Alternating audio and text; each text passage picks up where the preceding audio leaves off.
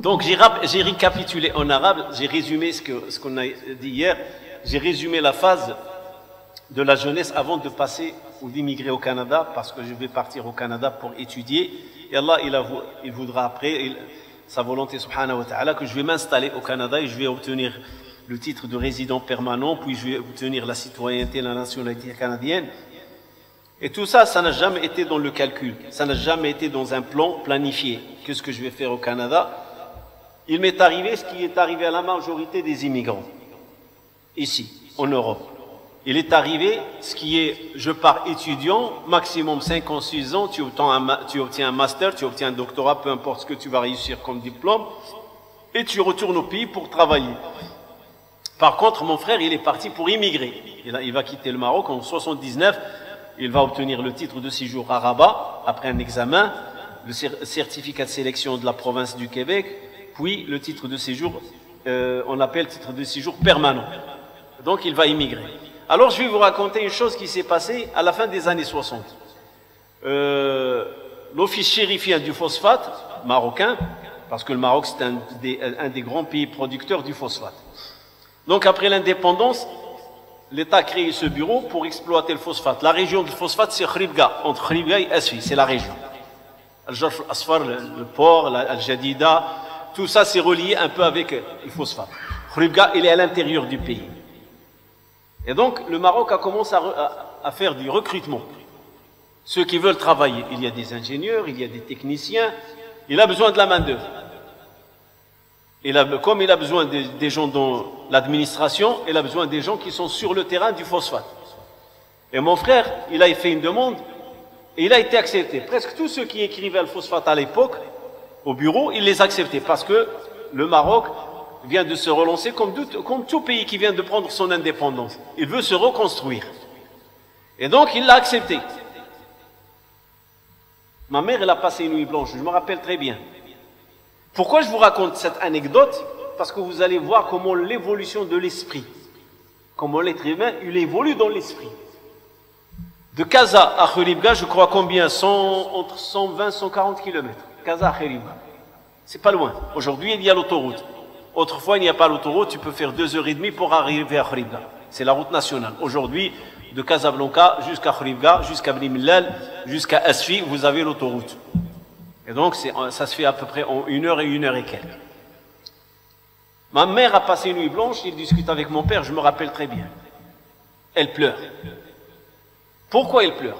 Je ne veux pas que mon fils va à l'étranger. 150 km, même pas.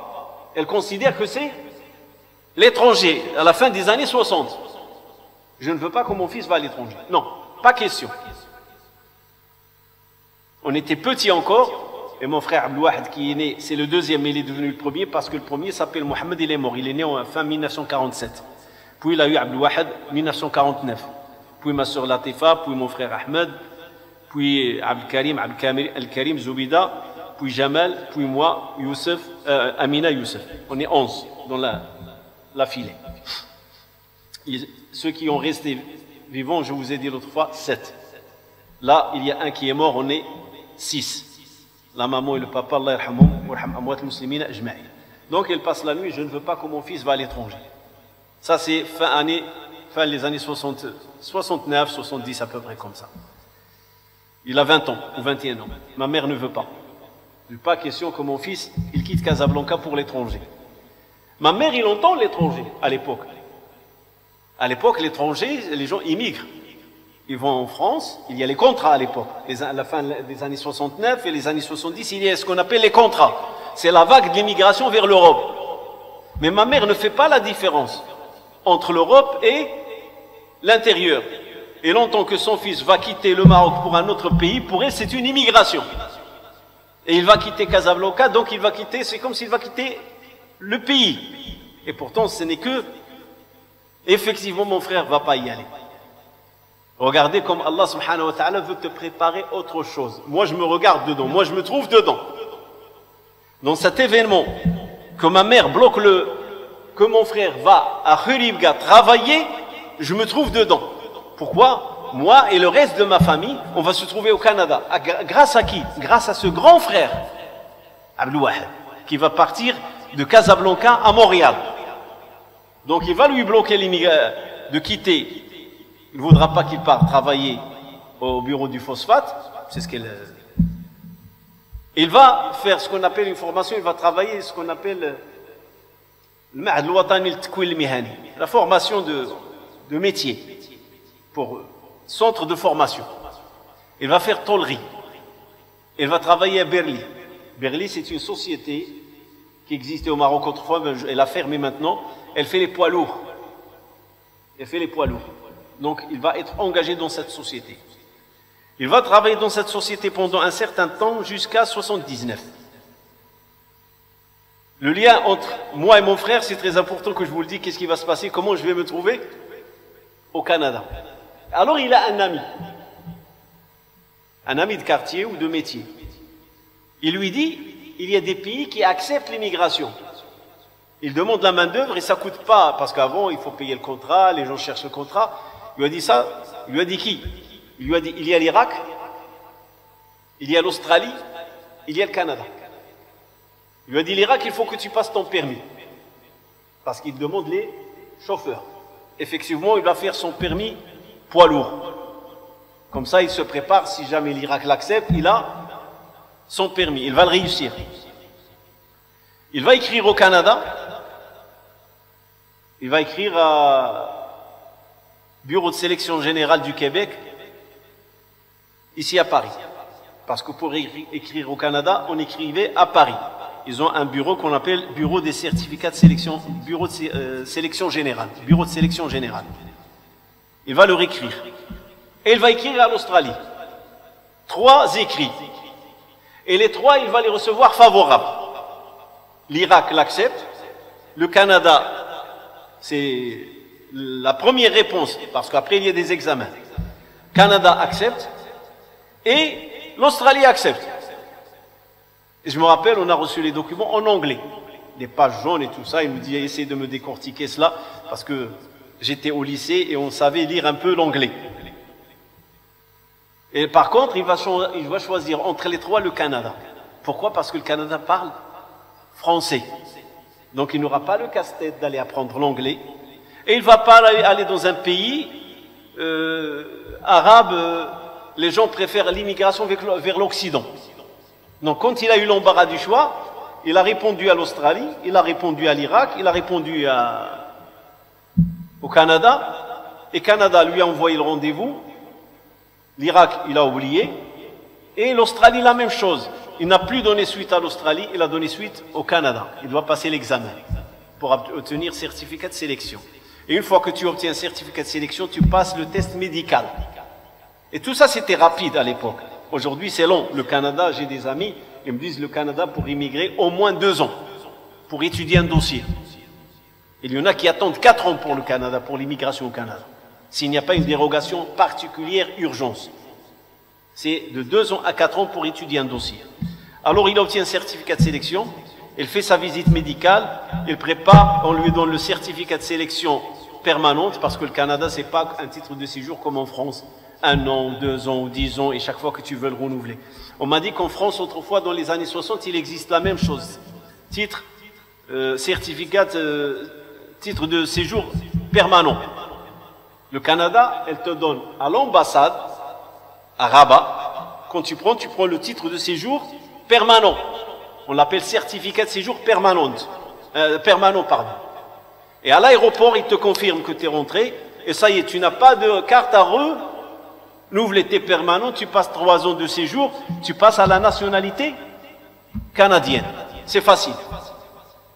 Et donc, je vais revenir à la maman. Et tout ça, il le fait.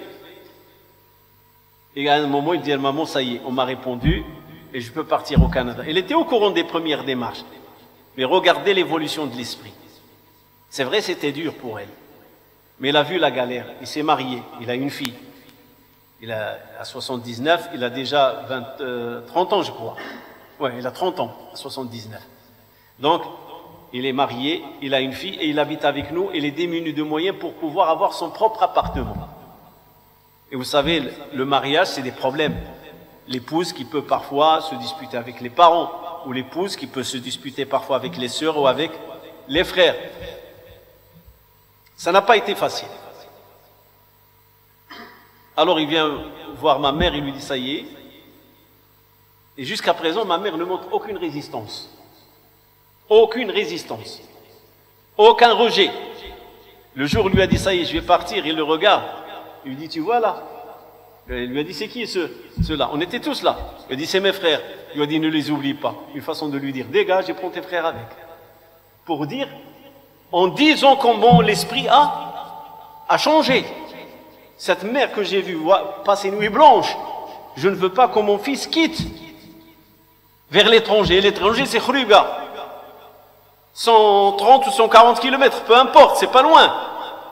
Elle peut, si elle veut rendre visite à son fils, elle peut prendre le bus, le car, et partir à Khruga. 3 heures après, elle va se trouver auprès de son fils. Le Canada, c'est 6 heures à 7 heures de vol. Ça dépend, est-ce que l'avion fait escale à New York ou non? Parce que les avions d'autrefois, dans les années 70-80, c'est un avion qui part, 2 avions il y avait par semaine. Un avion le mardi, un avion le samedi. Elle fait Casablanca, New York, New York, Montréal. Elle refait Montréal, New York, New York, Casa. Elle fait 7 heures et demie, 8 heures. Parce qu'elle fait une escale d'1 heure à New York. Alors là, ma mère, il le regarde, il lui dit, et n'oublie pas tes frères. Ils sont là. On était assis, c'est le grand événement. On veut voir l'attitude de la maman. Mais en 10 ans, elle a changé. En 10 ans, il a vu qu'il était en train de galérer, qu'il s'est marié, il n'a pas les moyens d'avoir son appartement, il n'a pas fait d'économie pendant 10 ans ou 9 ans qu'il a travaillé à Berlin le jour de son mariage, il n'a pas trouvé grand-chose comme économie avec lui. Il était jeune d'esprit, il dépensait son argent, pourtant il touchait à l'époque peut-être vers les 2000 dirhams. 200 € actuellement, à peu près. 180 €. Et c'était un bon salaire. Mais comme il était jeune, il ne se privait pas au niveau des habits, au niveau des restaurants, au niveau des sorties. Le jour où le père il a voulu le marier, je me rappelle qu'est-ce qu'il a trouvé dans son compte, il lui a trouvé 200 dirhams. Est-ce que quelqu'un va se marier avec 200 dirhams? Mais quand même, la solidarité de la famille, des frères et de tout le monde a fait en sorte qu'il s'est marié avec une fille proche de notre famille, c'est une petite nièce. Et ce sont les événements que ma mère a vus. Nous, on est en train de grandir et en grandissant, on prend de la place. Quand on était petit, on peut nous mettre tous dans la même chambre. Mais là, moi, j'ai 18 ans. À l'époque, j'avais 18 ans. Et donc, 18 ans, tu dors encore avec ton frère et ta sœur, ça ne se fait pas. Donc, il y a un manque d'espace. Et on était 7. Il y a ma grande sœur, qui est née en 1951. Donc, on était 7. Donc, à un certain moment, les parents, ils ont vu qu'il y a nécessité de créer de l'espace. Et mon frère, en partant en immigration, une chambre va se libérer. La chambre où il était avec sa femme et sa fille. Il avait une chambre. Donc, ça permet de respirer, de pouvoir séparer les frères et les sœurs et de mettre chacun et de bien distribuer la famille. Voilà, lui, il va partir en 79. Et la maman, qu'est-ce qu'il lui a dit? N'oublie pas tes frères. Ceux-là. C'est-à-dire, elle était prête à nous voir partir tous.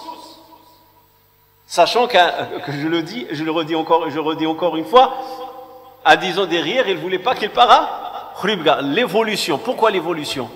Les contraintes, le temps est contraignant. La vie, elle est contraignante. Et effectivement, mon frère, quand il va partir, il va faire le nécessaire pour que sa femme va le rejoindre. Sa femme va le rejoindre 81 et moi je vais la rejoindre juste après. Fin 81, je vais la rejoindre. C'est-à-dire, il n'y a pas grand-chose entre nous et je vais me trouver dans le quartier Côte-des-Neiges. Arrivé à Montréal, c'est mon premier voyage. J'ai l'habitude de voyager en bus de voyage au Maroc. Je n'ai jamais quitté le Maroc. Avoir le passeport, c'est un rêve à l'époque. Croyez-moi, ça, c'est une autre histoire. Qui peut avoir le passeport au Maroc? Dans les années 60 et 70, même 80, le passeport n'est pas donné à tout le monde. Le passeport, il faut soit un contrat, soit une attestation que tu es inscrit dans un institut ou dans un collège ou dans un lycée ou dans une université. C'est pas n'importe qui prend le passeport, c'était pas un droit à tout le monde. Le passeport, c'est un outil qui répond à certaines interpellations comme le travail ou les études ou aller se faire soigner. 3 choses. Ou, celui qui veut faire un passeport, il faut qu'il ait un bulletin de salaire au-delà de 2000 dirhams, comme mon frère. C'est comme ça qu'il a fait son passeport. Il avait un bulletin de salaire. Si tu n'as pas un bulletin de salaire, 3 bulletins de 2000 dirhams, tu ne peux pas obtenir ton passeport au Maroc. Soit contrat, soit inscription, soit raison médicale, ou soit que tu as un salaire de 2000 dirhams et plus. À ce moment-là, tu peux penser avoir ton passeport. Après, je crois, ça a été débloqué dans les années 90, ça a été débloqué, le passeport est devenu un droit à tout le monde. Mais après que tous les pays ont installé le visa. Donc c'est comme c'est des accords entre l'Europe et les pays africains, de ne pas trop laisser donner des passeports, de risque d'être inondé par des immigrants. Donc c'était encadré, la demande du passeport, elle était encadrée. C'est pas n'importe qui peut l'avoir. Et donc, moi j'avais reçu l'attestation comme quoi je vais le rejoindre, j'ai déposé le dossier et j'ai obtenu mon passeport et j'attends le moment le plus, on va dire l'événement qui va, une autre phase de ma vie qui va changer ma vie, c'est que je vais me trouver en Occident. Et croyez-moi, il faut être franc parce que là je fais ce qu'on appelle une mémoire, je suis en train de parler de ma personne. Et il faut être franc. La religion n'a pas été une préoccupation dans mon esprit. À 20 ans, je vais quitter le Maroc. J'étais avec des jeunes du quartier. Tout le monde te dit, Masha'Allah, c'est bon, c'est bien, tu vas y aller. Je me rappelle, c'était le 4 décembre 1981 que je suis rentré au Canada. 4 décembre. Alors tout le monde me félicite. Je ne vais pas manquer de respect à la maison d'Allah subhanahu wa ta'ala pour vous dire qu'est-ce qu'on me dit, les jeunes. Mais je vais résumer ça. Attention, ne reviens qu'avec une Canadienne à ton côté. C'est ce qu'on me disait les jeunes, les amis. Monsieur le Canada, c'est ce qu'on me disait. Ben, imagine, tu quittes le pays et tu quittes pour aller étudier, à part tes parents qui te disent, sache pourquoi tu nous quittes. Tu nous quittes parce que tu dois aller étudier. Mais ils ne te disent pas, rien. On parle pourquoi? Parce que la mode c'est quoi? Les diplômes.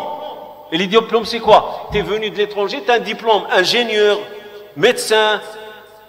Tu reviens avec un diplôme. Et tout le monde te dit, il y en a beaucoup qui aimeraient aller au Canada comme toi. Donc toi, tu es un privilégié parce que j'avais mon frère, Allah Jazi Bikhir, qui a tout fait pour que j'y vais, parce que le Canada, ce n'est pas donné à tout le monde. Hein. Il faut des bulletins de salaire, donc il m'a pris comme garant. Il m'a inscrit à l'école collège français parce qu'ils ne reconnaissent pas le bac du Maroc, il faut refaire le bac là-bas. Le Canada ne reconnaît pas le bac du Maroc. Tu dois refaire au moins une session. Et le collège qui te permet de faire une session, c'est le collège français. Alors, j'étais privilégié, j'ai obtenu ce privilège d'aller au Canada. Alors les seuls qui me disent c'est la famille. Mais les amis du quartier, ils ne te parlent pas des études. Ils te disent, alhamdoulilah, c'est une voie de liberté. Tu vas quitter ce pays, tu vas découvrir l'Occident, et ne te parlent que du plaisir de la vie. Alors, si tu as une petite, on va dire un petit esprit influençable, tu arrives au Canada, tu ne penses même pas aux études, tu penses à ce qu'ils t'ont dit tes amis. Tu voudras leur envoyer des photos, effectivement. Voilà, j'ai fait la connaissance des Canadiens et des Canadiennes. Tu peux tomber dans le piège et tu oublies tes études, et tu oublies tes valeurs, et tu oublies tout. Et même tu peux déraper. Je connais, quand j'étais à lycée le Khawarizmi, il y a un frère, un jeune garçon. Il était le plus jeune il était sciences maths. Moi, j'étais sciences ex. Sciences expérimentales. Lui, il était baccalauréat sciences maths. C'est un génie. Le prof, quand il donne des examens, en physique, en maths, en chimie, ses examens à lui, à part. Un génie. Et il y a une femme française, Madame Marchande, si je ne me trompe pas, il apprécie beaucoup ce jeune. Et chaque année, quand elle venait de la France, elle partait en vacances l'été, Et chaque fois qu'elle était revenue, lui ramenait des livres de maths et de physique. Il était vraiment doué en mathématiques et tout ce qui est maths, physique, chimie. Il était en sciences maths. Sciences maths, c'est pas tout le monde. C'est comme ici, quand vous allez à l'université, on appelle ça maths sup. Effectivement, elle va l'inscrire à l'université maths sup. Il va l'inscrire. Alors il m'est arrivé de rencontrer en France un ami d'études qui a étudié avec moi Tanawit Mansour Dahabi, le collège Mansour Dahabi, et il a étudié avec moi le Khawarizmi. Allah, il a voulu qu'on se rencontre ici en France, ça remonte à plus qu'une dizaine d'années, ça remonte à 16 ans à peu près, que je l'ai rencontré, puis les liens se sont coupés. Alors je lui dis, qu'est-ce qu'il y en a de Rghibi? Il s'appelle Mohamed Rghibi, ce jeune. Son père, c'est un vendeur de la menthe. Son père, il est pauvre, il vit dans les bidonvilles que je vous ai dit hier, et il est vendeur de la menthe. La menthe, Qsbor, Na'na', Shiba. Il a une petite baraque en bidonville et il vend. Et cette prof française, elle a vu dans ce garçon qu'il est doué, et super doué, sérieusement super doué. On ne sait pas comment il raisonne. Quand on lui pose un problème de maths ou de physique, comme on dit aujourd'hui, il a un ordinateur avec lui. Il était très doué, très très doué. Il avait 17 ans, il a fait son bac. Mais je lui ai demandé à ce frère qui a étudié avec moi quand on s'est revu ici. On s'est revu en Tourcoing. Il est venu me rendre visite à la mosquée de Tourcoing. Il a appris de mon existence en France. Il m'a rendu visite. Et je dis, qu'est-ce qu'il y en a de Rghibi? C'était un ami à nous. On faisait le trajet ensemble. On habitait presque dans la même zone. Il m'a dit, laisse tomber. Il est venu ici, il a dérapé, fini le doué que tu connais. Fini. Et on va dire quoi? On va dire l'aïn. On va dire darbatul l'aïn, sihroulo, daroulo, la mauvaise œil. Non, non, non. C'est que s'il n'y a pas de cadre, tu quittes un pays, dans le pays, tu étais avec ton père, avec ta mère, avec ta famille, tu fais gaffe. Il y a des gens qui veillent sur toi. Et en premier lieu, ceux qui veillent sur toi, ce sont les parents. Et puis les premiers qui veillent sur toi, il y a ce qu'on appelle les valeurs acquises dans le pays. On voit ceux qui sont dans l'alcool ou dans la drogue, on voit comment ils sont. Donc on a le rejet, on a une certaine vaccination contre ces phénomènes de société, de délinquance. Surtout quand quelqu'un grandit dans une famille saine, modeste, une famille qui a des valeurs. Donc il y a une certaine protection. Il y a beaucoup de jeunes, quand ils viennent en Occident pour étudier, ils ne finissent pas leurs études. Et pourtant, ils étaient brillants chez eux. Pourquoi ils ne finissent pas les études? Parce qu'il n'y a pas le cadre. La veillance qu'il y avait, et que ce soit garçon ou fille, hein, ce que je suis en train de dire, il est valable pour les garçons comme pour les filles. Et la seule sortie qui reste à la fin, c'est quoi? Le mariage. Quand il sait qu'il a raté ses études et qu'il n'a pas fait ses études, il a peur de retourner au pays. Et ça, c'est arrivé à beaucoup de frères que je leur ai dit, comment ça se fait que vous êtes pas venus avec un contrat? Il te dit, on est venu étudiant. Et comment? Il te dit, on n'a pas fini les études, on n'avait qu'une seule solution pour sauver et minimiser les dégâts, c'est se marier, refaire sa vie et devenir professionnel. Et il se trouve dans le domaine du travail, dans le chantier, ils travaillent. Pourquoi? Parce qu'ils n'ont pas fini la raison pour laquelle ils sont venus. C'est la jeunesse. Ça s'est passé en Belgique, ça s'est passé en Hollande, ça se passe en Allemagne, en France, aux États-Unis, au Canada. Ça, je l'ai vu de mes propres yeux.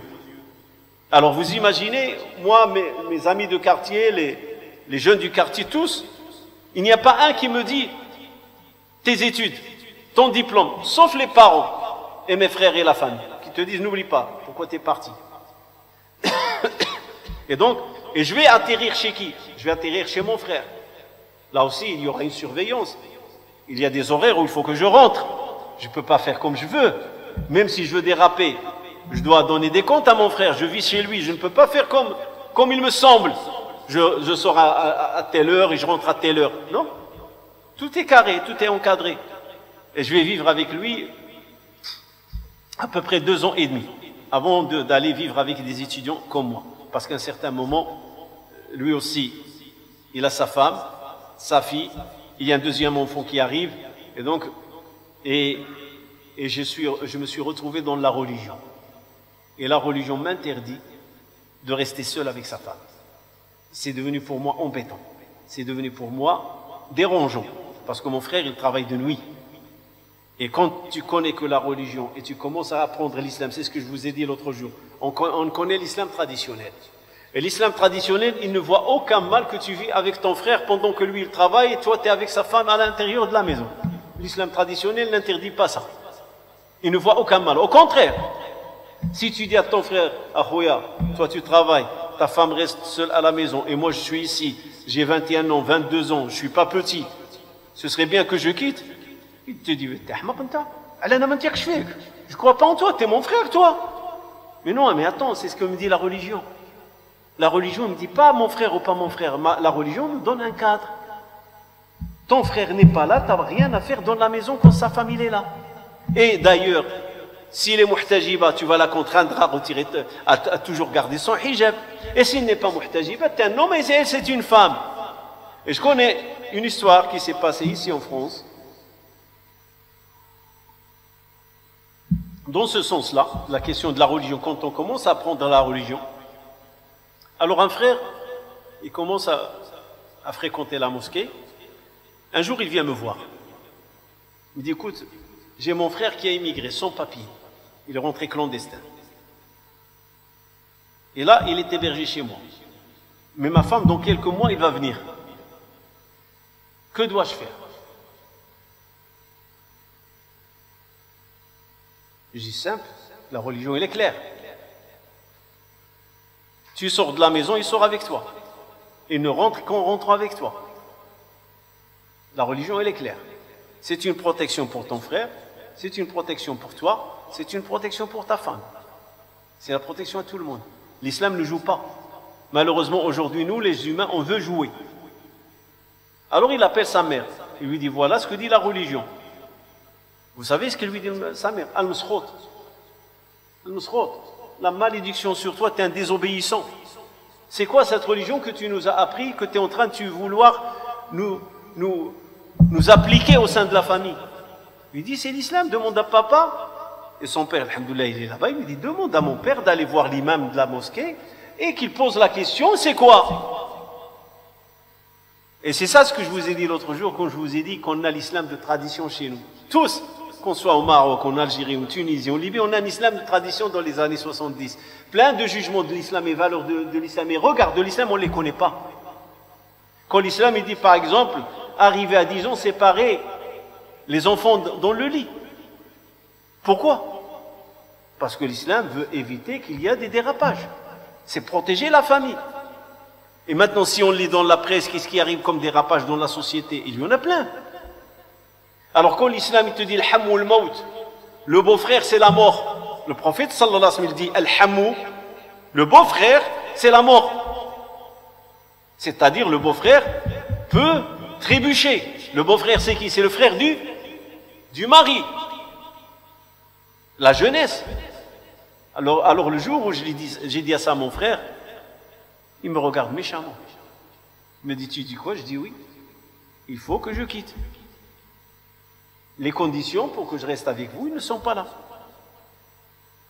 Et là, tu deviens fanatique. Tu deviens radicaliste. Parce que tu regardes les choses autrement. Mais subhanallah. Alors, vous savez ce qu'il me dit, frère? Mais alors, dans ce cas-là, tout ce temps-là que tu as été là, il s'est passé des choses? Je dis non, il ne s'est rien passé. Mais maintenant, je sais qu'il y a une loi, je veux appliquer la loi. C'est comme quelqu'un qui conduit son permis. Il y a un certain moment, il dit à son père, j'aimerais bien passer sur mon permis. Et son père lui dit, me diront tous ces années que tu conduis son permis, tu as eu des accidents? Non, je n'ai pas eu. Et alors pourquoi tu cherches à avoir un permis? Continue à conduire sans permis. Est-ce qu'il le condamne? Parce que l'accident peut arriver. Et tu n'es protégé qu'avec un permis de conduire. Ce n'est pas parce que le mal n'est pas arrivé qu'il n'arrivera pas. Mais au moins que si ça arrive, j'ai le droit de conduire. Je n'ai pas enfreint la loi. Et quand j'ai quitté de chez mon frère, je crois que pendant 2 mois, il ne m'a pas parlé. Il n'a pas cherché à me rejoindre pour savoir de mes nouvelles ou quoi que ce soit. À cause de quoi?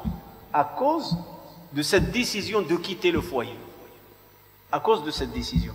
Et cette décision, elle n'est pas basée sur parce que je veux vivre libre. Non, je vais partir vivre avec mon cher Zubair et avec deux autres étudiants. On va vivre entre hommes et on va vivre entre étudiants.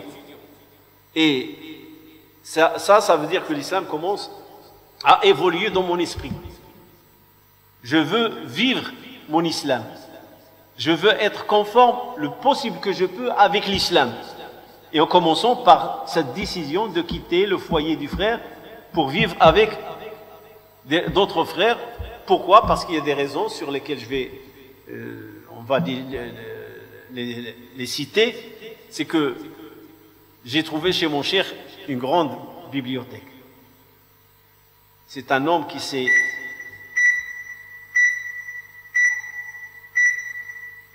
C'est un homme qui a l'amour de la lecture. Et c'est un homme qui est spécialisé dans la science du hadith, ulum al-hadith et usul fiqh. Et il va commencer à m'initier à la lecture encadrée. Il va me donner le cadre.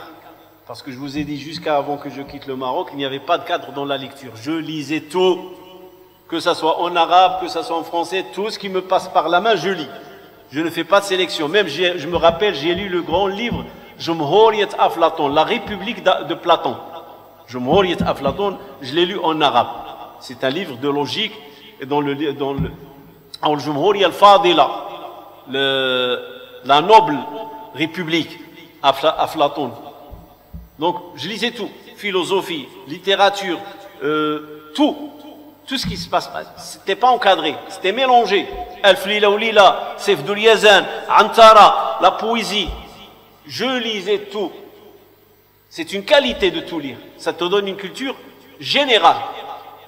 Tu peux toucher tous les sujets. Tu peux parler de tous les sujets. C'est très bien. Mais ce n'est pas encadré. Tu as les idées un peu mélangées. Tu as la pensée mélangée. Tu lis la croyance et la mécréance.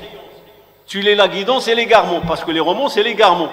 Les romans qu'a ramené ma sœur, qui est la deuxième de la famille, elle ramenait des romans noirs et blancs. C'est des histoires d'amour. C'est écrit en français. Je me rappelle pas des titres. Et je lisais. Il n'y avait rien d'obscène. C'était propre. Mais ça parlait des sentiments. Comme ce qui se passe aujourd'hui, la série turque et les séries mexicaines. C'est pareil. À l'époque, il n'y avait pas ces séries à la télé, mais il y avait les romans.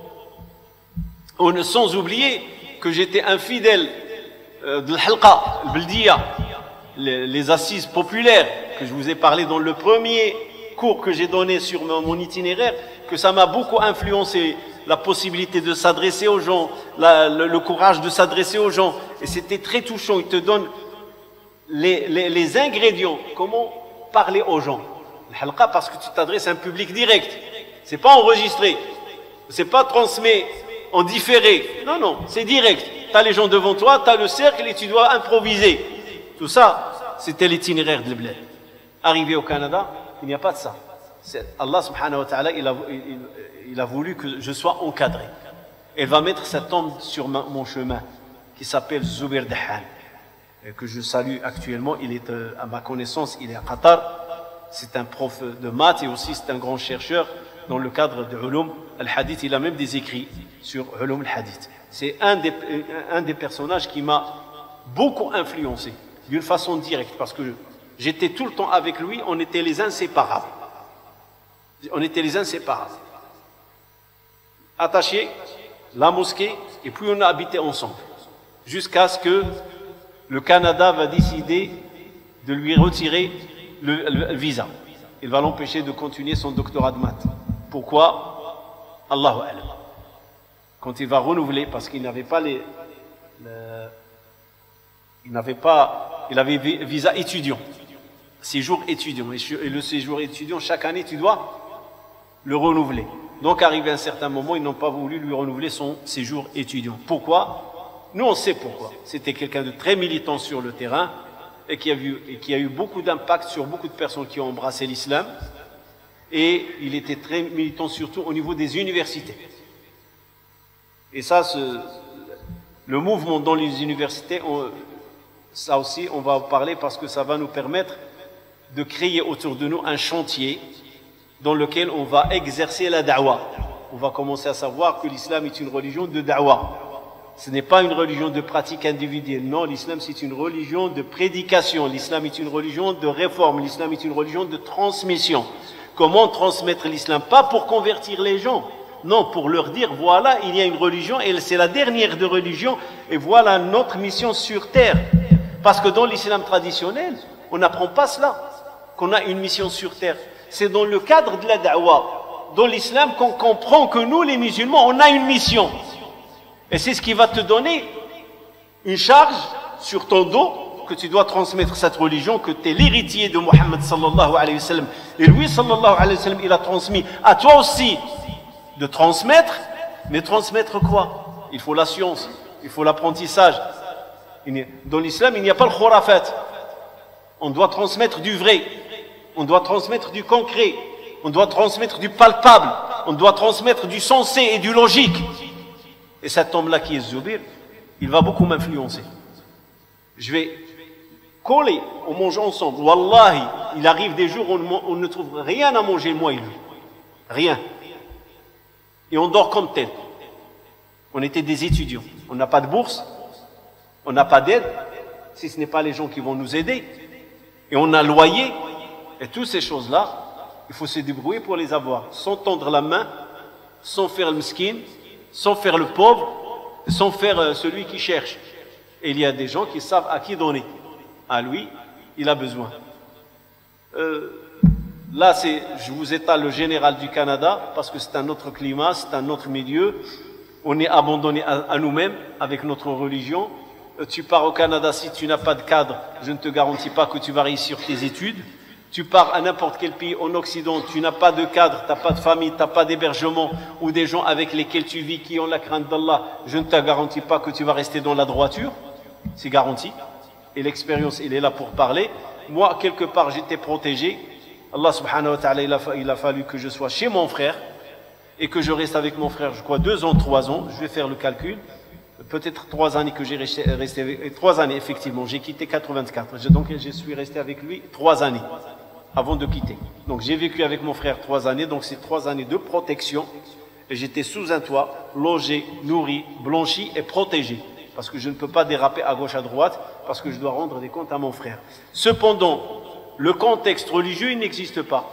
Je ne vais pas compter sur mon frère pour me dire, est-ce que tu as prié? Je ne vais pas même pas compter sur mon frère qui va me dire, est-ce que tu as jeûné? Rien.